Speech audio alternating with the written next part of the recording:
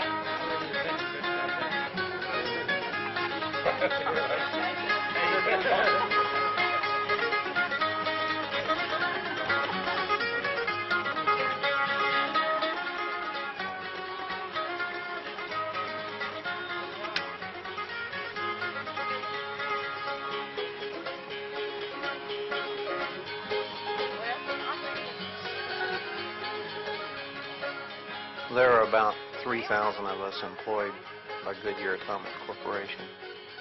Each of us undergo an investigation by the federal government clear back to the day we were born. The plant draws on its employment force from about a 50-mile radius, and it reaches out into all the small communities.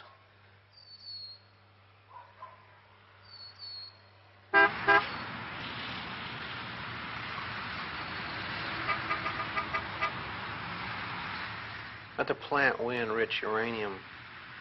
It's used directly in the nuclear weapons program, as well as fuel for reactors and nuclear submarines.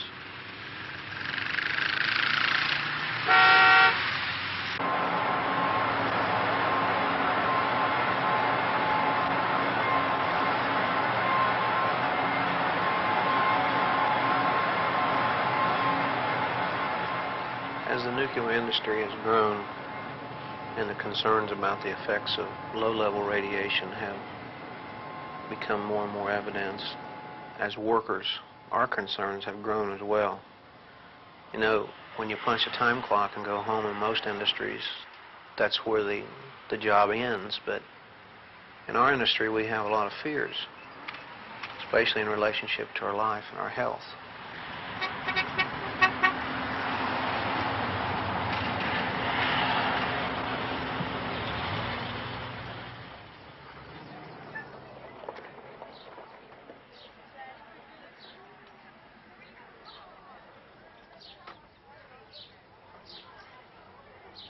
I feel that the older people that have been there for 20-some years, our time of exposure is already passed.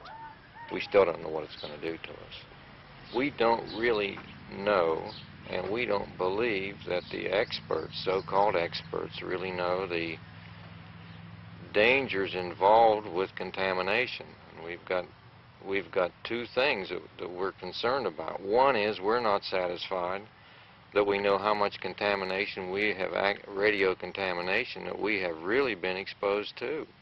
And we don't feel that even today we know. As far as myself is concerned, I don't really know, and I don't see how anybody else can know what I am exposed to each day that I work. And you add to this the fact that we have people supposedly experts who say on one side that low-level contamination is negligible to health hazards, and we have other people who are considered to be experts that say they consider that possibly low-level contamination is actually worse than higher levels of contamination. That is, the criteria for this is that if you destroy a cell, it is not going to go malignant or it's not going to cause birth defects. But if you damage a cell, it can go malignant or cause possible birth defects. And therefore, their theory is that a cell that is dead is dead. A cell that is damaged is a cell that is still living and can cause all kind of problems. I don't know. So this is why we feel, or I feel, that the least amount of contamination that we can get is the safest way. We don't expect to be free of hazards at Goodyear. It's impossible in any industry to be free of hazards. But what we do feel is that the hazards that we are exposed to can be very, very greatly reduced. And we want to take people to really take a serious, dedicated effort to get the contaminations low as possible.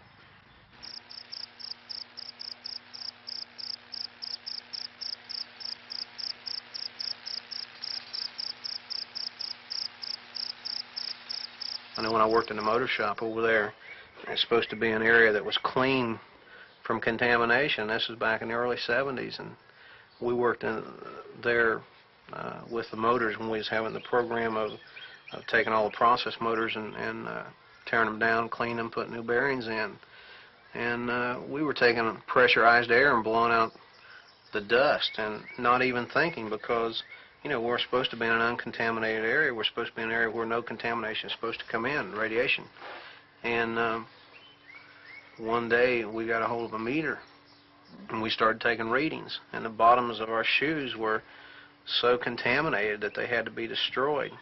The lunch table that we were eating on, you know, it was so contaminated it had to be cleaned, and we started checking the motors they were bringing in that, according to them, were not contaminated, had no radiation on them at all. And we were averaging 5 out of 8 of the motors. The wipe count was so high that it was above, you know, the acceptable standard. And yet, all during that time, that was going on for like 2 or 3 years before we really became aware of it. And we're taking, you know, this high-pressured air and blowing it out, and you know, people not wearing masks because there wasn't supposed to be any problems, and they weren't monitoring, they weren't checking. We weren't on a urinalysis program. I know when I went in negotiations in '75, they were telling us how, oh yeah, everyone gets a urinalysis every month, and I brought up the fact that I'd been in that motor shop for 2 full years and didn't have urinalysis the whole time.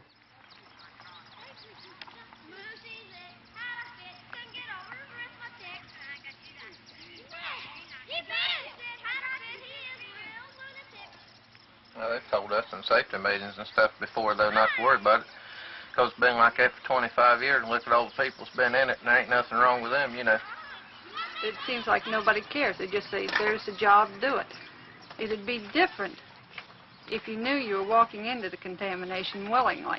But when you're put in it and not informed about it, it kind of unnerves you.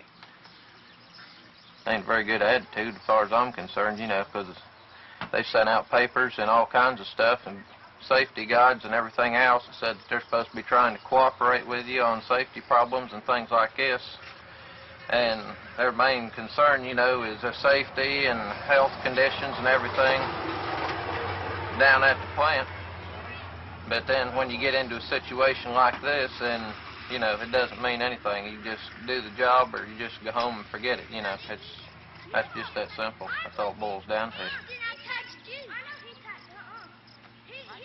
Well, I know there's been a couple times, you know, you ask them whether it's going to, you know, if it's contaminated at the area that you're going to be working in, and they'll say, no, you know, it's not. And if they say, well, are you sure? Doesn't it have to be checked? Then they'll say, oh, well, they'll say this past practice thing up to you. Well, they never done it, you know, they've never done it before. So you just kind of, either you do it or you get sent home, one of the two. We changed the cell out one time in one of the process buildings, and whenever we cut it out, we ran into some technetium, and it started smoking bad.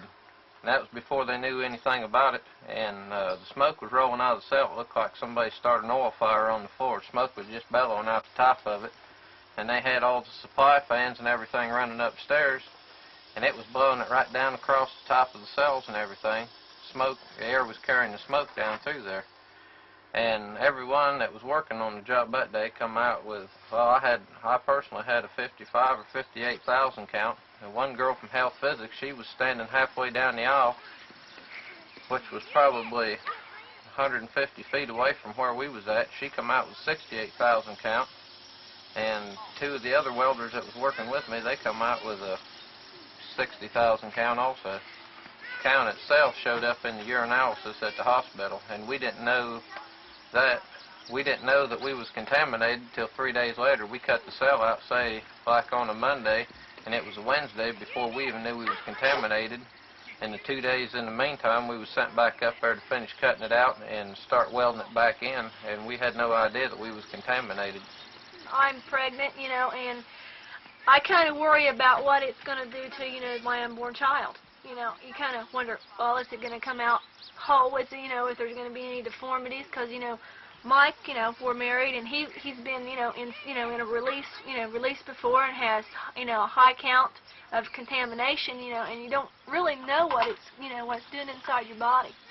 So you don't know what it's going to do to your reproductive, you know, the cells and everything. So that kind of worries me. I'll feel better after, you know, it gets here and I can make sure it's got everything, all 10 fingers and 10 toes. On December the 18th, 1980, Mike and Kathy Schiller's son was born with only one hand.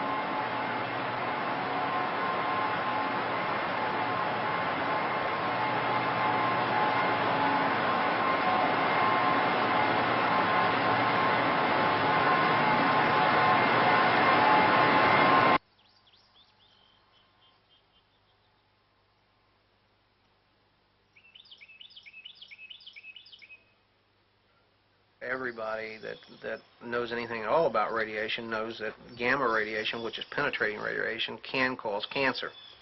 And yet we have just recently gotten our local industry, or, you know, health physics and Department of Energy, to admit that the equal amount of alpha radiation ingested creates 20 times, as much as 20 times more damage to the cell structure or your cells than what gamma does. And yet, you know, it's common knowledge, and studies clearly evident and prove that gamma radiation can cause cancer, and we know that alpha radiation can cause cancer. There's just no question in our minds at all. The big problems that, you know, of course, we're confronted with is, you know, how much we're being exposed to. We don't have an adequate monitoring system, and the real problem, though, is the fact that there's a lot of alpha contamination all over the place, and they just refuse to clean it up.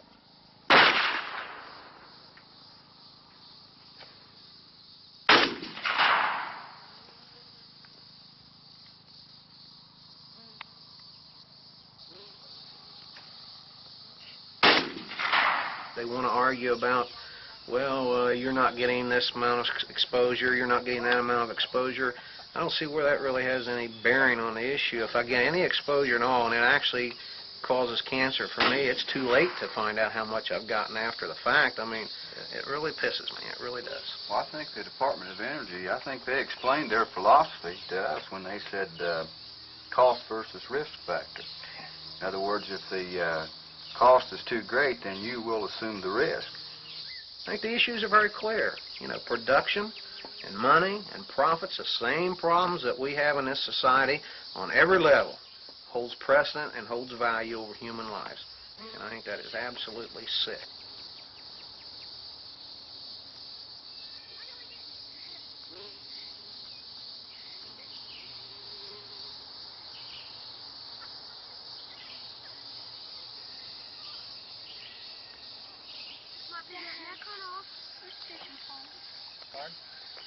You want a fishing pole? Dad, what's up there? Help me out. I told you pull down here, Dad. One air confusion. Huh? You don't want the cork on it, Jeannie? You don't want the bobber on it? Gary was a process operator. He was probably one of the first to hire in. I think it was 54. He was feeling bad, and we had raspberries out in the back on the hill, and he had staked the raspberries and cut them, and his back was starting to bother him. And he just said, well, it's probably that I've strained myself out there. But on the morning, I think of the 29th or the 30th of June, I'm not sure which day it was, I was fixing his breakfast. I think he was off that day, or maybe he was on afternoon turn. Anyway, his mother called, and he was talking to her on the phone, and he just said, here, take the phone, Dorothy. He didn't explain to me what was wrong, and he went in the bedroom and laid down on the bed.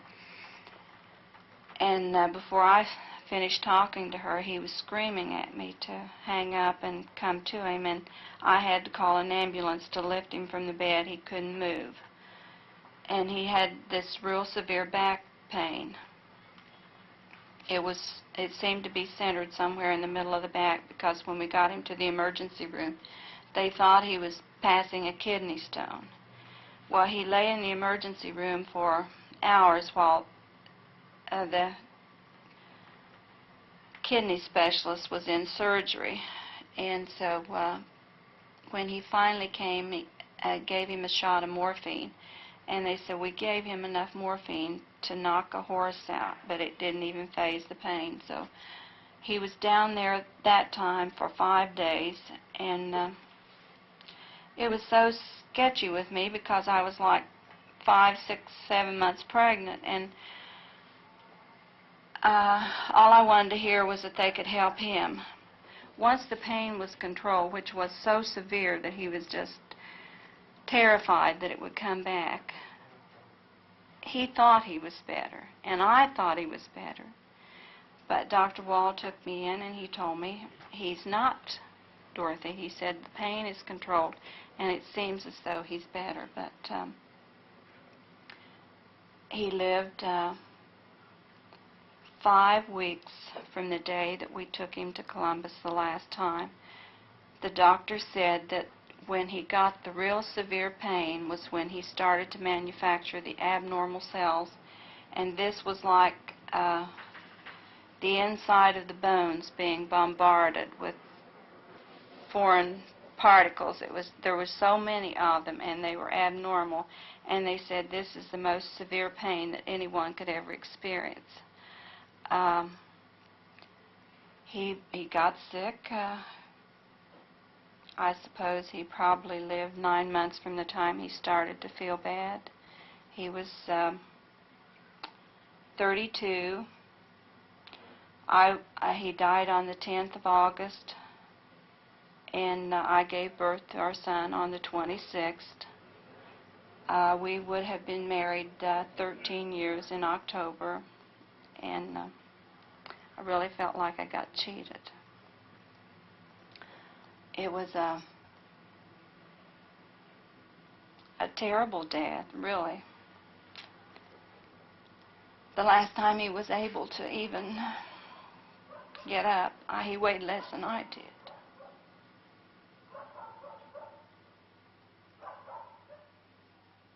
After I came home and had the baby, was settled,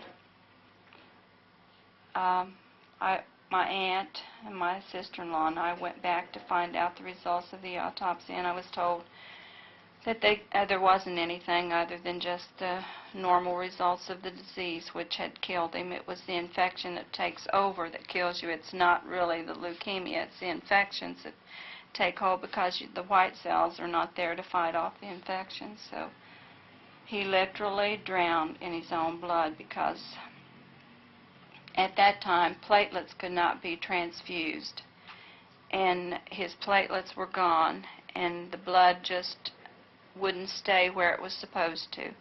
So his lungs and his kidneys and the last his kidneys, he couldn't control them and it would just run out on the sheet and it would be blood.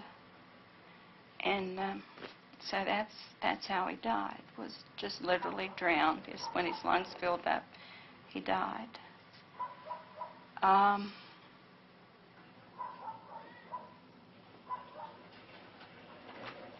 I thought his death was caused from the radiation, from just the little hints, but I was so upset that I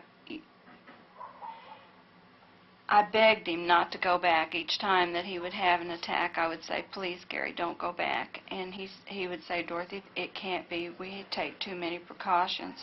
But the last time in Columbus, he said to me, he said, when I get out of here, I believe it is that, Dorothy. I'm not going to go back. But when he got out, he was dead. I think the year that Gary died, he made less than $8,000. And to me, that's not enough to risk your life for.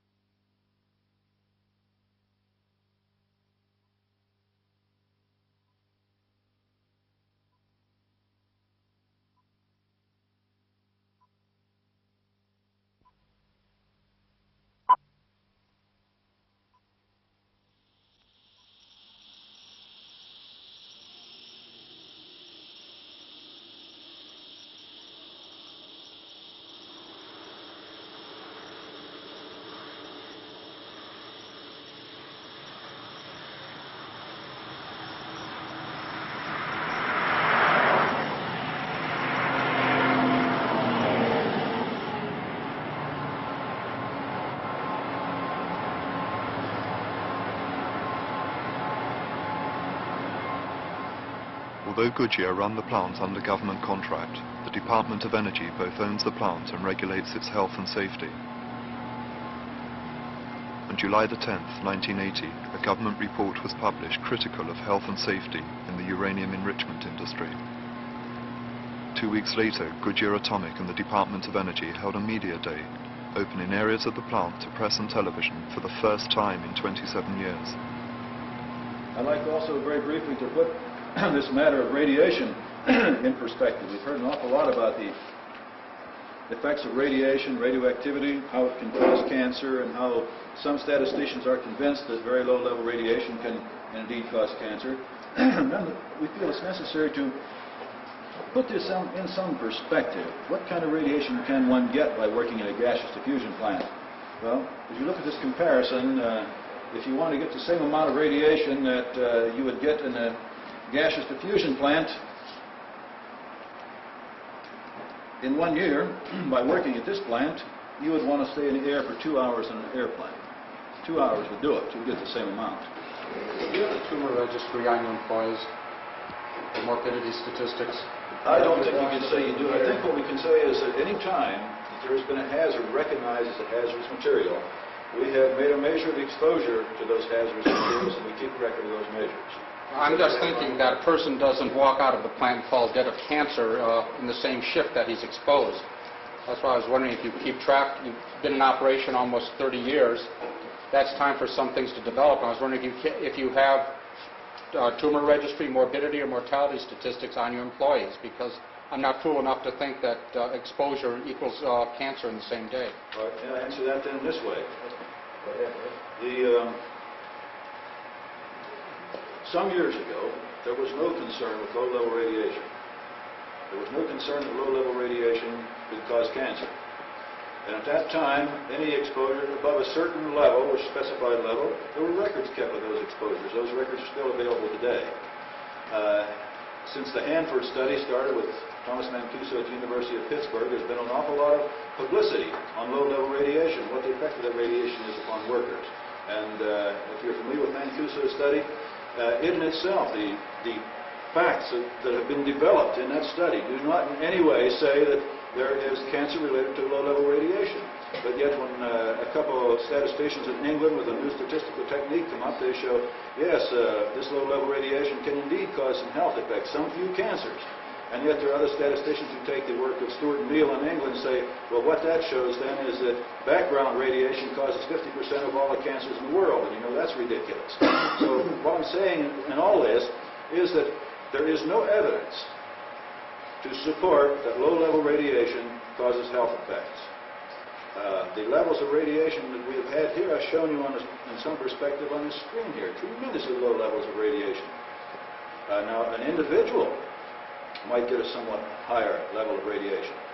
In our experience, there's no evidence that anybody has worked at this plant or at any other plant where they've had a dose of radiation that has caused any damage to their health. Do you keep morbidity, mortality statistics, or do you have a tumor registry? I don't know if that was a yes or no answer. All right, we don't have a tumor registry that I know of. We do have a medical program that keeps record of any injury, any illness at least that is work-related. We do not have a morbidity register, and I doubt very much if we know why everybody who ever worked here during the 27, 28 years this plant's been operating, why they died.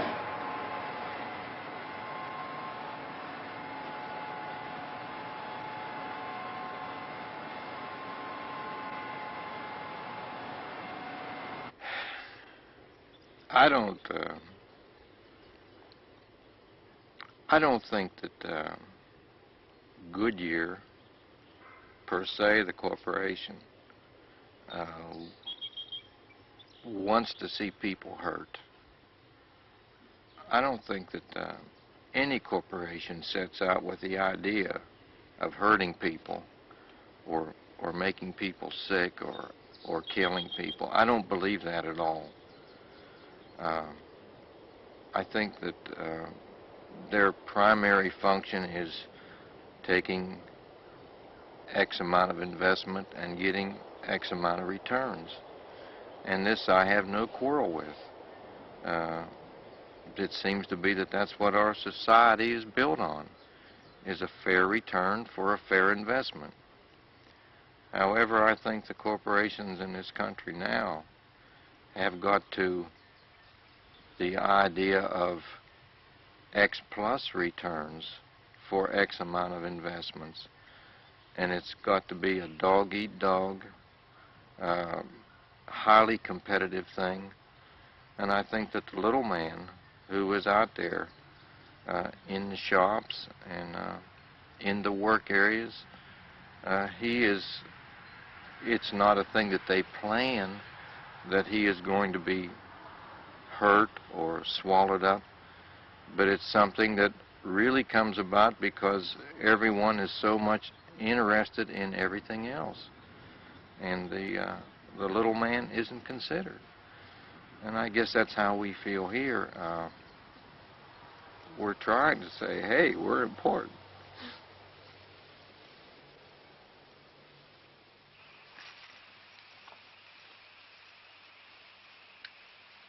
It's too hot for the fish to bite. Look, they're floating down the creek up there. What is that? Hello.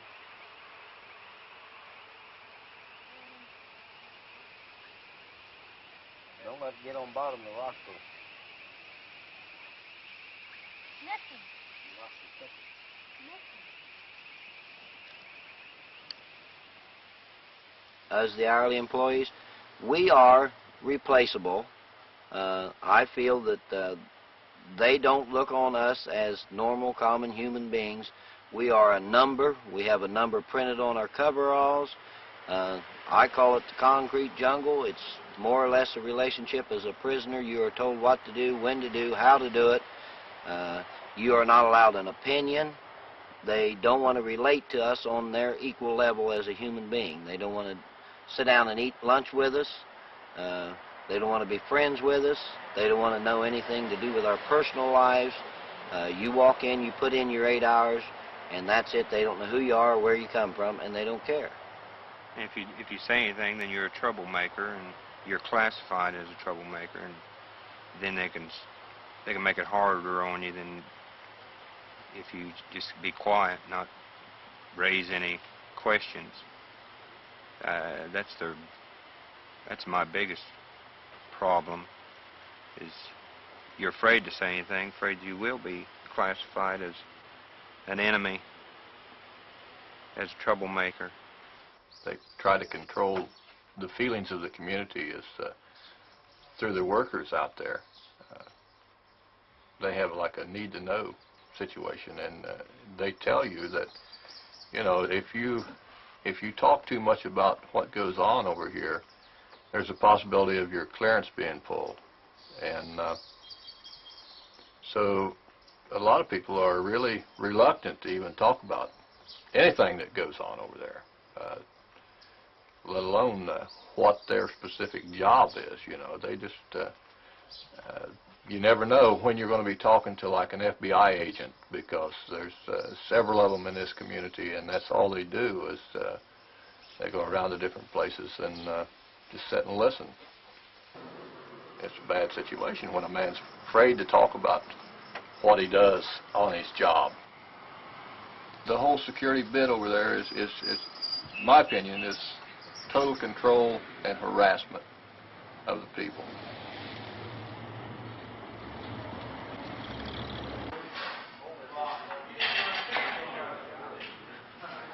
I sent a very detailed letter to the company in January requesting information so that we could bargain more effectively to protect the health and safety of our workers, and the company of course refused to give us any information.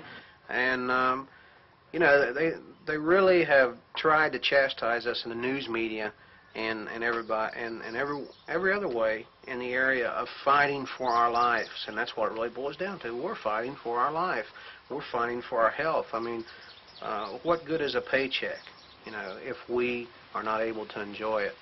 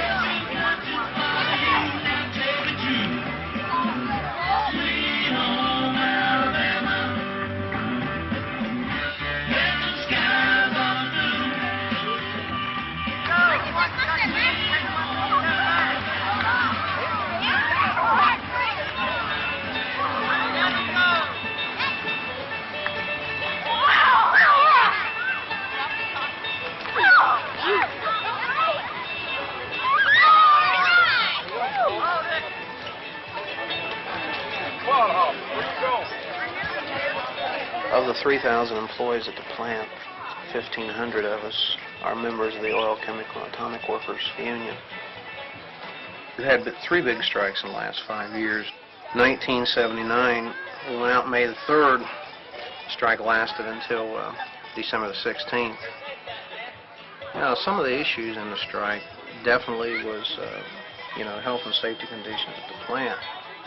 they weren't direct issues at the bargaining table, but they were what created the people to be as militant and as unhappy as they were and able to sustain the long struggle that we sustained. So when the strike really got underway, we started examining old seniority records, and we noticed that, a lot of our folks that had been there back in the early days and hired in were now dead. And we just started talking among ourselves, and we found that an awful lot of these people, the cause of their death was one of two things, cancer and heart disease or heart attacks. And so we became much more concerned. And, of course, we requested a mortality study be conducted by the National Institute for Occupational Safety and Health, which is a government agency specifically designed to do these things. And that was one of the objectives that we undertook during the strike. It was successful in the long run, although there was a tremendous struggle that took place to get that study underway.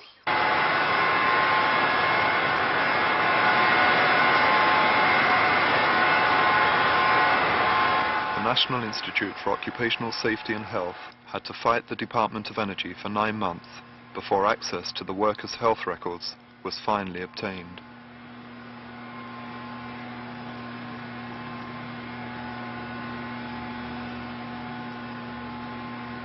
If something happens to me, they'll try to find something else to blame my sickness, illness on. I have been contaminated once very severely on my hands. I had a 3,000 count on them. I was working in an area. I should have had protective clothing on, but I did not know it was contaminated. They sent us over to work on, did not tell us it was, did not tell us even to use any protective equipment. We, as my trade's electrician, we were cutting conduit out, and I was twisting the conduit, and I got it ground down in my hands. And I had a 3,000 count on. After several washing of decontamination cleanser, it did not come off. I was sent home, and I still had 500 counts per minute on my hands, which is 5 times above plant allowable limits. But they told me there wasn't nothing more they could do. They just sent me home. I was on shift. It was a midnight. I had to be treated at a fire station. There was no trained personnel there to take care of me. So that's the only thing I had to do was to come home. In about 2 weeks, the count started gradually going down as the layers of skin in my hand wear off. In about 2 weeks, the count was gone. But during that time, where did it come off? At home, in the car, where? The night he came home with, and he told me about the 500 counts, I thought, well, if they let him come home, it must be all right. But after everything that's happened in the past year, it's dawned on me if he comes home enough times with that much on him that it's, it's going somewhere. And it's not right. That if we all take the liberal attitude that a little bit won't hurt you, then a little bit and a little bit are going to add up to a lot. And I don't think they care, so now I don't trust them. Now when they say it won't hurt you, I keep thinking that's just your way of saying we won't take responsibility. That's why we have to get rid of the Department of Energy. That's why we cannot accept the people that own the plant having control over health and safety. And that's another struggle that we actively started during the strike and are continuing, and that is to get the Occupational Health and Safety Administration under the Department of Labor to have jurisdiction over our plant. There's no way in the world you can have the fox guard the hen house and expect the chickens to be safe. It just ain't going to be.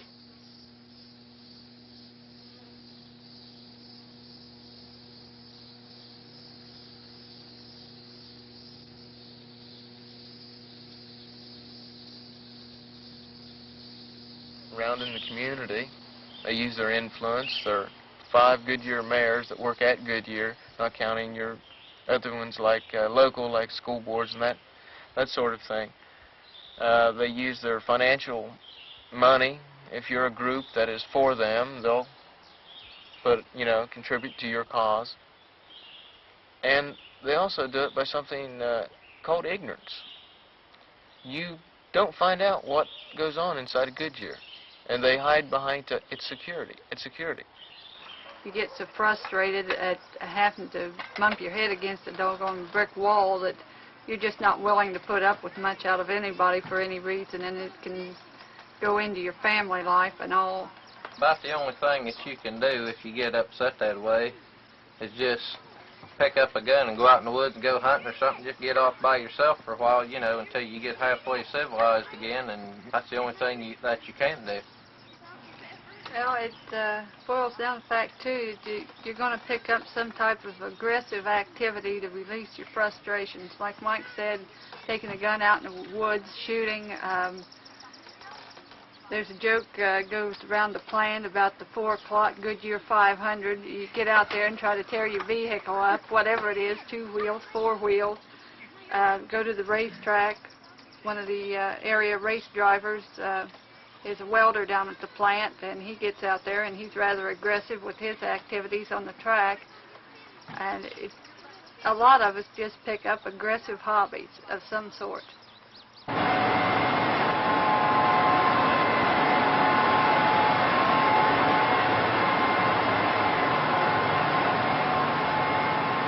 I think it was March of 1978. There was a real serious incident that occurred. There was a cylinder that was dropped outside a building on the ground that ruptured, and there was over 10,000 pounds of radioactive gas that was released to the atmosphere. And the reasons this happened was they were violating procedure. They moved a hot cylinder. And the only time that came to the attention of the public was during this last strike, when we got outside news agencies that were interested in what was going on. We brought it up, and I know that there was quite a few write-ups in some of the other newspapers about that particular incident. To our people, I mean, it's such a joke, but every time a release occurs, and we see this cloud of gas, of radioactive uranium hexafluoride floating down the valley, the next day in the newspaper, in the local news media, they'll say, well, there was a release occurred at the plant, and Goodyear officials report that there was nothing escaped into the surrounding communities, and it was all contained within the perimeters of fence. And the only thing we see out there is that 10-foot chain link fence.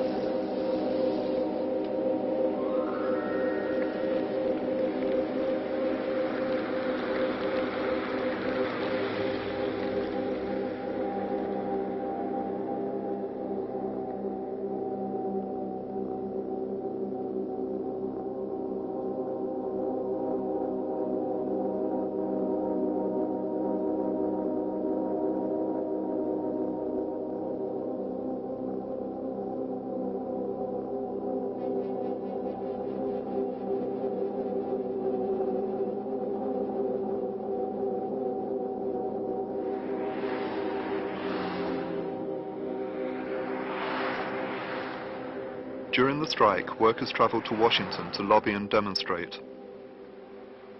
As a result, the state senator John Glenn initiated a government investigation of health and safety in uranium enrichment plants.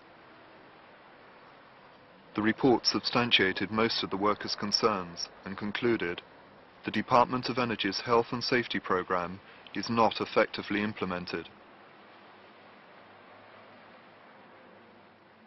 The Department of Energy, on an investigation they had just this spring, said that after you have explored what you consider every avenue as far as safety is concerned, and you have not been satisfied, you should consider other places of employment.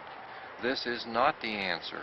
I came here with the intention of staying here for my working life. And after 26 years, it don't go down good at all to say, well, why then stay if you're not satisfied? I have as much invested in this plant as anyone there. I have more invested, in my opinion, in Goodyear Atomic. They didn't pay for it. They didn't build it. They didn't design it.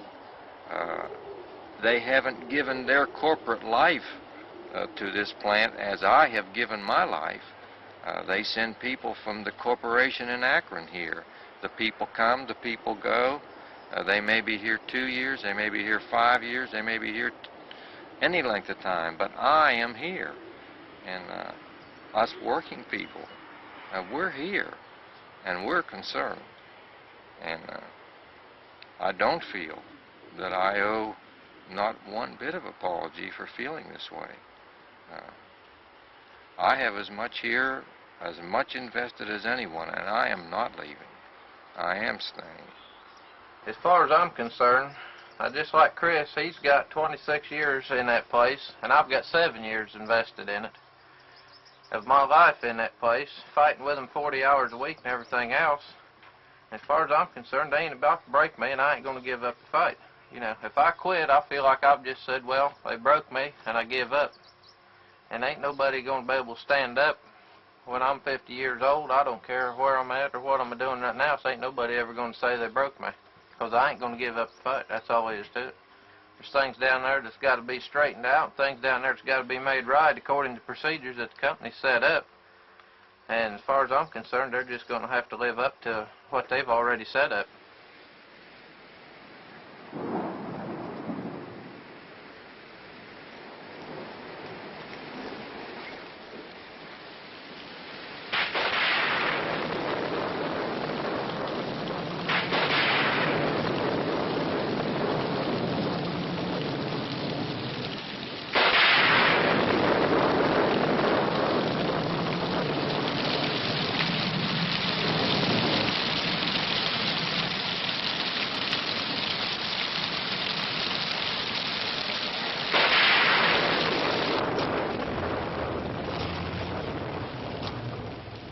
We got a battle. There's no question the battle's never ending, because we're not interested in waiting 20 years and start counting how many dead bodies we got because of exposures they had years ago.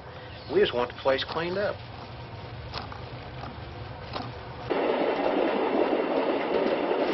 And that's the reason I keep hanging in. You fight with them and fight with them and fight with them, but still we're making slow progress.